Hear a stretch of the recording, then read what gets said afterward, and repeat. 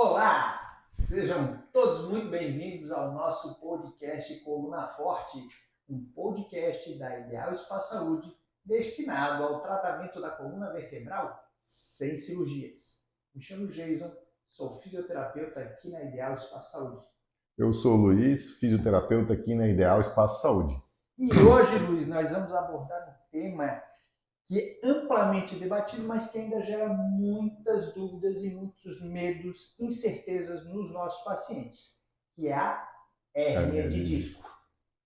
Então vamos começar entendendo o que é a hérnia de disco. Boa. Vamos falar sobre a anatomia da coluna vertebral. Então, a coluna vertebral é um empilhado de ossos, vértebras, e entre essas vértebras a gente tem uma espécie de almofada, que é o disco intervertebral. E o disco é o vilão nessa história, né? É o disco que acontece o processo de herniação. Então, o nosso disco ele tem uma camada mais externa, que é formada por um anel fibroso, e a parte de dentro é gelatinosa. É como se fosse o antigo babalu ou um colchão d'água. E aí é essa mecânica aí, que às vezes acontece algum problema, uma ruptura num desses anéis, e aí nós temos extravasamento desse núcleo ali, que é mais líquido, mais gelatinoso. E aí isso é a hérnia de disco. Isso. E a gente tem que lembrar que hérnia de disco é comum em boa parte da população, né? Quando a gente pega a população acima de 50 anos, mais da metade da população vai apresentar hérnia de disco. E não é por isso que vai estar tendo dor, né? Então a gente vai hoje elucidar um pouquinho mais esses mecanismos e no que ela influencia. Eu vou trazer alguns dados aqui que eu fui atrás, falando sobre o abaulamento discal. O abaulamento é como se fosse um filhote da hérnia, né? Então está começando a formar aquele abaulamento no disco, e aí a gente tem aqui alguns dados. 30% dos indivíduos aos 20 anos já tem abaulamento discal. 60% dos indivíduos aos 50 já tem abaulamento discal. E 84% dos indivíduos aos 80 anos já tem abaulamento discal. Lembrando que muitas das vezes o abaulamento discal ele é até protetivo, né? Então não necessariamente é um alerta de que algo está errado no seu corpo. Agora vamos falar o seguinte, sobre o mecanismo, né? Como é que acontece a formação de uma hérnia de disco? Como você já falou, tem que romper aquelas fibras ali, né, dessa parte externa do disco. E aí esse líquidozinho vai extravasar e vai bater no nervo. Então, quando é que a gente vai diagnosticar que tem uma hérnia de disco? Às vezes as pessoas ficam assim, não, eu tô com uma dor na lombar, mas eu tenho uma hérnia. Mas não é por causa da hérnia, porque ele tá com uma dor na lombar que ela é muscular. A hérnia de disco, quando ela se manifesta e a dor é causada pela hérnia, a gente vai ter que ter obrigatoriamente sintomas neurais. O que é um sintoma neural? Sensação de choque, dormência, água quente correndo na perna. Então, esses são sintomas que nós chamamos de neurais e esses sim são associados a uma hérnia. Dentro disso, ainda tem alguns que não são associados à hérnia, mas para a dor ser causada pela hérnia, a gente tem que ter um desses sintomas, né? Sintomas nevrálgicos, que a gente chama. Exatamente. E muitas das vezes o paciente ele descreve o trajeto da dor, né? Isso. Ele consegue descrever essa dor mais difusa, ela não está relacionada às hérnias de disco, mas sim uma dor que ele consegue descrever o caminho. E a gente tem que saber que o esforço repetitivo, né, com carga excessiva, o sedentarismo, eles favorecem aí a predisposição do maior desgaste do disco intervertebral e, consequentemente, a formação das hérnias discais. Também temos aí a questão da predisposição genética. Tem pessoas que têm maior tendência.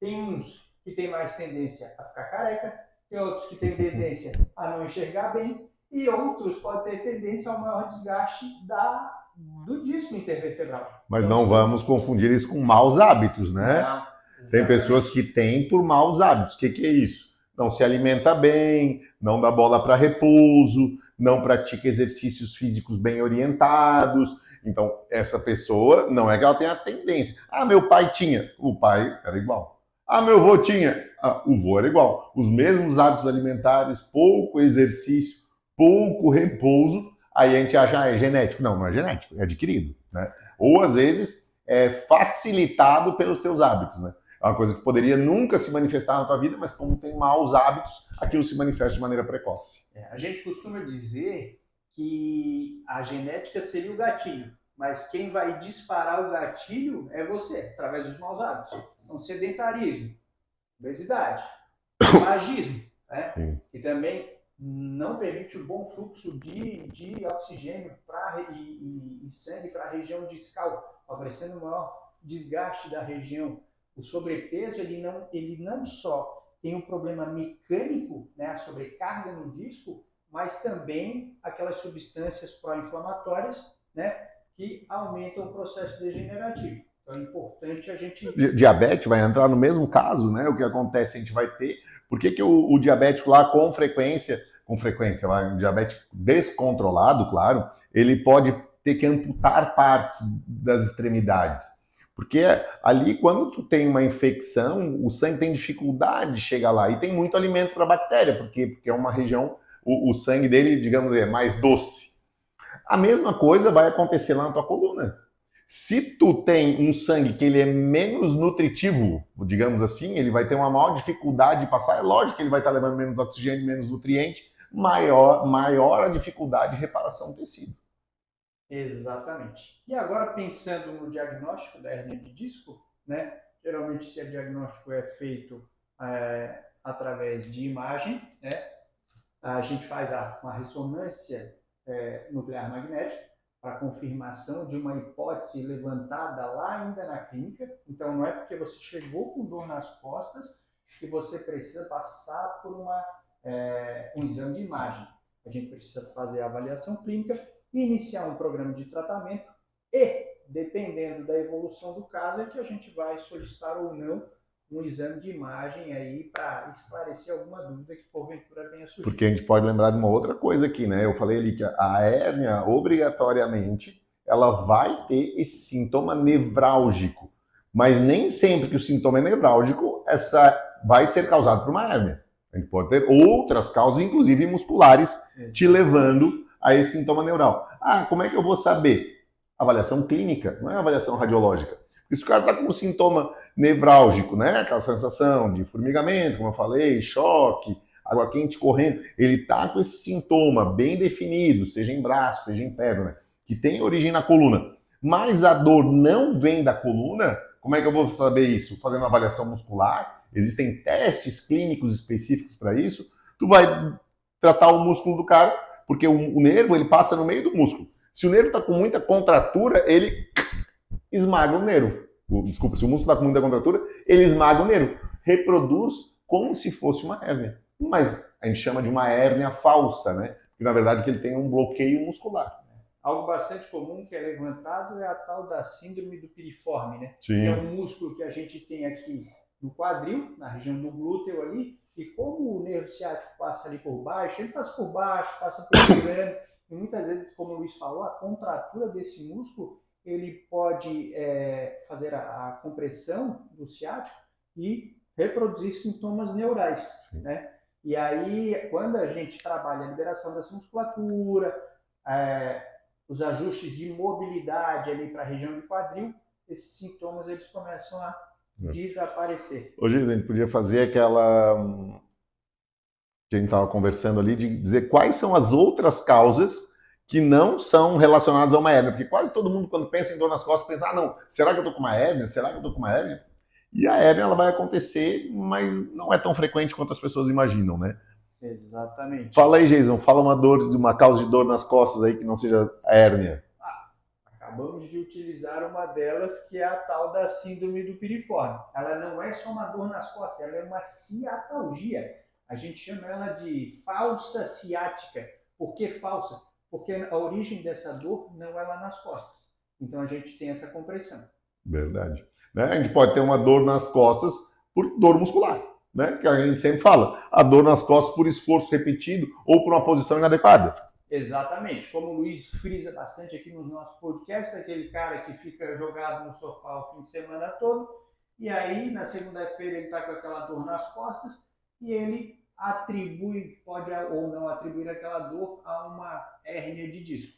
Nesse caso, é o excesso de tempo naquela posição. Se eu ficar aqui puxando meu dedo, e daqui 10 minutos ele vai estar latejando, vai estar doendo, mas não temos lesão na região. Quer ver uma que aparece muito para mim? Intolerâncias alimentares. Pacientes com sensibilidade a algum tipo de alimento, faz uso desse alimento, vem a dor nas costas. E a pessoa não repara, ela não sabe de onde vem, né? Então, muito frequente aí aumento, tanto por irritação da víscera, quanto por aumento de gases, né? Aumentou os gases, vai esmagar mais aquelas estruturas da coluna que já estão sensíveis, dor nas costas. Cálculo renal. Cálculo renal, boa. Né? Lá, ó, quando pega as mulheres, tanto período menstrual quanto alterações de úteros e ovários podem levar dor nas costas. Uhum. Exatamente. Que mais, Giso? Em algumas situações, essas dores relacionadas ao útero ovário pode irradiar para a perna. Pode irradiar para a perna. Gerando confusão aí e essa percepção de que algo errado está acontecendo. Às vezes essa dor pode ter origem lá no pé, não pode? Pode, com frequência, né? Quando a gente tem uma diferença importante entre um membro e outro, seja na força, na flexibilidade, ou mesmo na estrutura anatômica, às vezes, um pé é muito mais plano do que o outro. Mas isso é importante frisar. Obrigatoriamente, se o paciente tem essa diferença na perna, vai ser causador? Não. Tem que pegar uma pessoa que tenha muita experiência para avaliar. Porque se tu vai num cara que só tem experiência de pé, ele vai dizer que é o pé. Né? Então, pega aqui, quantos mil pacientes nós já atendemos, Jason? Nós temos aqui nos nossos arquivos mais de 15 mil. Mais de 15 mil. Nós estávamos pensando esses dias, a gente tem mais de 100 mil atendimentos, turma, eu e ele. Então, a gente tem experiência, por quê? Porque a gente já viu dor nas costas por causa do pé, por causa do joelho, por causa do útero, por causa da bexiga, por causa do intestino, por intolerância alimentar, por estenose, por hérnia de disco. Então, tu tem que procurar um especialista nessa área. Não tu supor que pode vir porque tu tem um pé diferente do outro e ir no pé. Porque para quem só conhece prego, ou melhor, o contrário, para quem só tem martelo, todo problema é um prego, né? Exatamente. Então, tem que procurar quem tem experiência para diagnosticar e entender de onde vem essa dor. E aí sim a gente chegar num diagnóstico assertivo e resolver os problemas. Mas como é que eu vou saber então se essa hérnia é a responsável mesmo pelos meus sintomas de dor nas costas, irradiação para a perna, ou na cervical, irradiação para os braços? Existem os testes neurais para isso, né? Tem um teste aí que é muito famoso, que é o teste LASEG, e o curioso é que a maior parte das vezes a gente faz o teste LASEG na perna acometida, mas a gente também tem que testar outra, né, Jason? Sim. Conta aí. A gente tem que fazer o teste porque o LASEG positivo cruzado, ele é o maior indicativo realmente de que aquela hérnia é a responsável pelos seus sintomas. Então a gente vai fazer a elevação da perna do paciente pela busca da reprodução dos sintomas que esse paciente chegou aqui. Então, muitas vezes eles confundem, porque eu estou levantando a perna do paciente, o paciente sente um estiramento, um alongamento atrás do joelho. Esse não é o sinal. O sinal é quando eu consigo, através desse teste, reproduzir os sintomas que o paciente chegou aqui na clínica com a queixa. Vou tentar explicar para a turma. Pega aqui, ó, como se o meu braço fosse o nervo ciático. E aí ele vai aqui, ó, para as duas pernas. E o paciente está com dor na perna aqui, tá? Na perna esquerda, vamos dizer assim. Quando eu levanto a perna esquerda, se ele sente atrás, é normal. Quando ele levanta a perna, ele tem que ter reprodução do sintoma neural. Só que o que eu tenho que pensar? Esse ramo aqui é um só, é como se fosse uma corda com dois bicos aqui. Quando eu levanto esse aqui, reproduzo. Mas quando eu levanto esse aqui, eu também estou tracionando aqui, ó. Porque ele é um só. Esse nervo aqui, ele existe um ponto comum. Quando eu levanto a perna contrária, eu tenho que ter reprodução do sintoma na perna que eu tenho a dor. Esse é o LASEG que o Jason falou que é o LASEG cruzado, que é a maior evidência de que a gente, clinicamente, de que a gente vai ter uma hérnia verdadeira do outro lado. E aí, quando a gente sabe que é uma hérnia verdadeira, a gente já tem um prognóstico, né, Jason? E é importante ainda nesse diagnóstico, o LASEG é um deles, mas é importante a gente também fazer alguns testes, tipo ficar na ponta dos pés, porque a gente está avaliando uma musculatura específica que é inervada por aquele segmento. Então, ficar na ponta dos pés, caminhar nos calcanhares, ver a sensibilidade na região ali do dedão, do dorso do pé. Isso tudo, os reflexos, né? Reflexo lá, aquele que o pessoal é acostumado de dar o martelinho no joelho e o paciente chutar. Então a gente observa esses reflexos. O reflexo lá no tendão de Aquiles também, porque nos pacientes que têm uma hernia de disco, verdadeira, a tendência é de a gente ter uma hiporreflexia, uma diminuição desse reflexo. Então existe uma avaliação neurológica um pouco mais completa para a gente determinar se aquilo é a hérnia mesmo, né? Hoje, e que é bem engraçado, é porque tem paciente que tu atende e o cara fala que é hérnia. Não, eu tava com uma hérnia, não sei o quê, fui lá no Luiz, pô, o cara me deixou bom numa sessão. A gente sabe que não é hérnia. Porque se for uma hérnia verdadeira, tu não fica bom numa sessão. E isso faz com que a gente acerte muito o prognóstico, né? O que é isso? Em quanto tempo, mais ou menos, o cara vai ficar bom? Claro que depende de uma série de variáveis, né? Mas a gente mais ou menos sabe o período que ele vai ficar bom. Quando ela é muscular, é isso. Uma sessãozinha, o cara sai bem, né? Exatamente. Mas tá, aí a gente diagnosticou essa hérnia verdadeira, eu vou ter que passar por uma cirurgia? Não na grande maioria das vezes, né? Eventualmente, e quando a gente fala eventualmente, a gente já falou em outros podcasts, né, Jason? O que é eventualmente? De 1 a 3% das pessoas vão então, passar por cirurgia. Bem difícil. Então, o que a gente vê é um excesso de diagnóstico relacionado à hernia de disco, a não correlação com os sintomas e aí uma indicação cirúrgica. E eu vou te dizer qual que é a sacanagem. Qual que é a sacanagem? Que muito profissional mal informado faz. Porque existe uma história que ela é meio lógica, né? Que o quê? Ah, tu tem uma hérnia de disco aqui, ó, e ela belisca o teu nervo. Por isso tu sente as fisgadas. É uma sacanagem, né? Porque ela tem lógica, mas não é verdade. Então tem muito paciente que tem dor muscular. E aí ele sente uma beliscada quando vai fazer algum certo movimento. Mas, às vezes, ele repete aquele movimento 2, 3 vezes, aquilo não se repete mais. Só que ele te faz crer que aquele pontinha belisca o teu nervo e por isso tu sente a beliscada nas costas. Baita sacanagem, porque não é verdade. Isso é, na maior parte das vezes, um sintoma muscular. E a hérnia, ela tende naturalmente a regredir. E como faz sentido essa explicação, aí o paciente, você compra essa ideia. E aí o pior, às vezes esse profissional ele diz o seguinte, se não operar agora, daqui a alguns anos tu tá na cadeira de roda.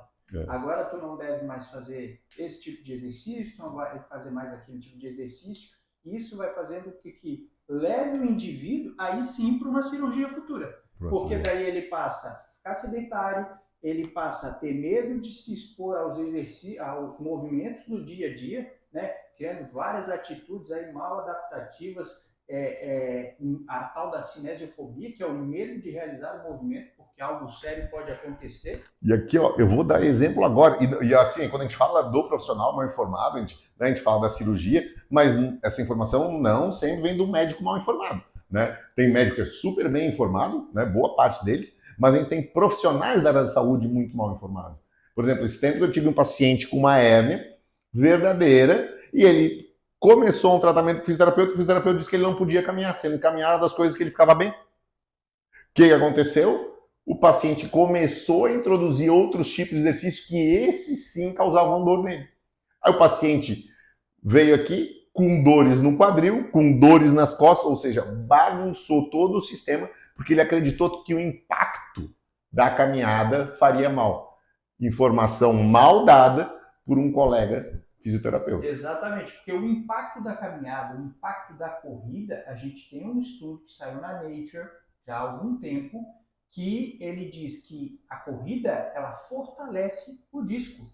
Porque o nosso corpo, ele é inteligente, ele não é assim, ó, se for um portão, né, quanto mais eu uso, mais eu desgasto ali a dobradiça até o ponto que aquela dobradiça quebra. Só que o nosso corpo, aonde ele recebe maior estresse mecânico, ele fortalece a estrutura. Então, se aquele disco é acostumado a receber mais impacto, a estrutura dele vai se fortalecendo.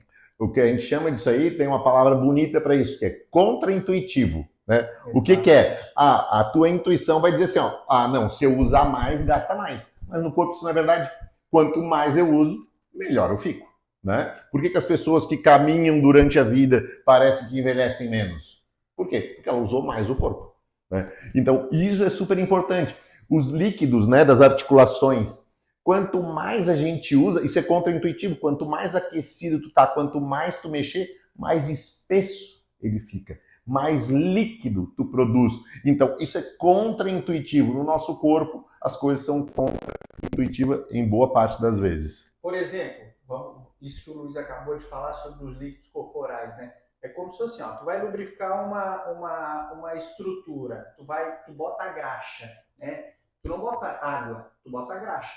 E o nosso líquido das articulações, o líquido sinovial, se a pessoa está inativa ou com processo inflamatório, ele fica mais líquido mesmo. Aguado. Mais aguado. E o movimento, ele gera algumas alterações que é como se engraxasse, como se aquele líquido ficasse mais espesso, e aí ele diminui o atrito entre as peças ósseas, né?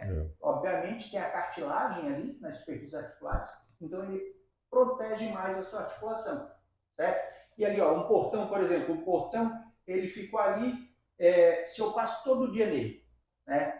Eu estou movimentando aquele portão, eventualmente eu vou lá e lubrifico ele, o nosso corpo é igual. Né? Agora tu deixou o portão, tu ficou sem ir para tua casa de praia 1 ano, chegou lá o portão tá duro, tá engripado, tu força, estoura a dobradiça. O nosso corpo ele é muito parecido, tem que dar a manutenção do movimento, porque o movimento lubrifica, e a gente ficar parado, né? A gente precisa se expor gradativamente ao movimento, porque se a gente forçar, também dá zebra. Então, ficou muito tempo sedentário, eu não saio do nada para o tudo. Tem um processo gradual para eu aumentar a minha capacidade física, aumentar a robustez do corpo. Isso vai te proteger. Que janeiro é um show disso daí, né? Que é o atleta, não é nem de final de semana, ele é de verão. Aí vai pra praia, começa a caminhar na praia, correr, querer jogar frescobol, mas passou o ano inteiro sem fazer nada. Aí chega janeiro, ferve de gente aqui por causa de dores, né?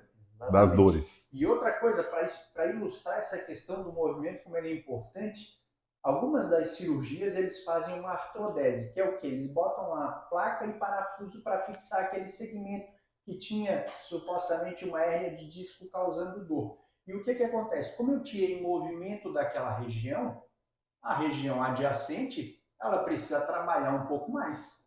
E aí tem o que a gente chama de síndrome do nível adjacente. Os discos intervertebrais que têm relação com aquele segmento que foi fixado, como precisam trabalhar em excesso, aumenta o seu desgaste. E não é incomum fazer novas hérnias, e aí alguns médicos eles vão aumentando o nível daquela fixação. Então tem pacientes nossos aqui que tem toda a lombar com placa e parafuso, porque acha que fixar o nível resolve. Então não é bem assim. E aí a dor, e tanto a dor sobe quanto desce, né? Isso é importante, porque daí essa dor ela pode sair da lombar. Ela pode, inclusive com a cirurgia, manter a dor na lombar, que é bem frequente. Ela pode ir para a torácica, assim como pode ir para quadril, né? Porque se tu tirou o movimento da coluna, a sessão, né? A sessão está logo em seguida, acabou nossa lombar, vem nosso quadril. Então o paciente vai lá e evolui para uma prótese de quadril. É comum, chega paciente aqui, hérniazinha de disco operada, quadril operado, joelho operado. Por quê? Porque tu vai transferindo, em vez de melhorar a função do paciente, tu vai transferindo as imobilizações. Claro, o paciente não para de se mexer, ele continua caminhando, sentando, entrando no carro, viajando, passeando, o que acontece? Ele não parou de se mexer. A compensação vai para outros lugares. Por isso, em raras vezes, a cirurgia vai ser uma boa solução para isso. Exatamente. E quando a gente fala em prevenção daí para hérnia de disco, né? Então, é um negócio muito mais macro, né? Prevenir hérnia de disco, como é que eu vou prevenir isso? Se é um processo natural relacionado ao envelhecimento. Então, cuidado com o sedentarismo, né? Isso é uma coisa que eu tenho raiva, sabia? Tu vai no profissional da área de saúde, e isso não é raro.